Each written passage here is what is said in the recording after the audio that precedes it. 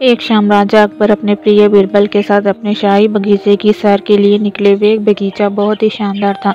चारों ओर हरियाली ही हरियाली थी और फूलों की भीनी भीनी खुशबू वातावरण को भी खूबसूरत बना रही थी। ऐसे में राजा को जाने क्या सूझा कि उन्होंने बीरबल से कहा, बीरबल, हमारा मन है कि इस हरे भरे बगीचे में हम घोड़े में बैठकर घूमें। इसलिए मैं तुम्हें आदेश देता हूँ कि तुम 7 दिनों के अंदर हमारे लिए हरे घोड़े का इंतजाम करे। वही अकबर, तुम इस आदेश को पूरा करने में असफल रहते हो तो तुम कभी भी मुझे अपनी शक्ल न दिखाना।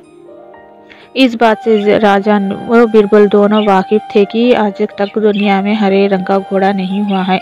फिर भी राजा चाहते थे कि बीरबल किसी बात में अपनी हार स्वीकार करे, इसलिए कारण उन्होंने बीरबल को ऐसा आदेश दिया। मगर बीरबल भी बहुत चालाक थे। वो भली भांति जानते थे कि राजा उनसे क्या चाहते हैं, इसलिए वो भी घोड़ा ढूंढने का बहाना बनाकर 7 दिनों तक इधर उधर घूमते रहे।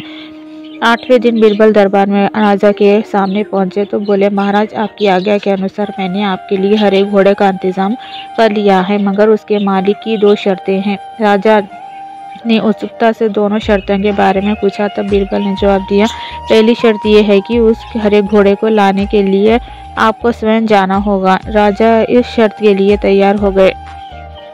फिर उन्होंने दूसरी शर्त के बारे में पूछा। तब बीरबल ने कहा, घोड़े के मालिक की दूसरी शर्त यह है कि आपको घोड़ा लेने जाने के लिए सप्ताह के 7 दिनों के अलावा कोई और दिन चुनना होगा।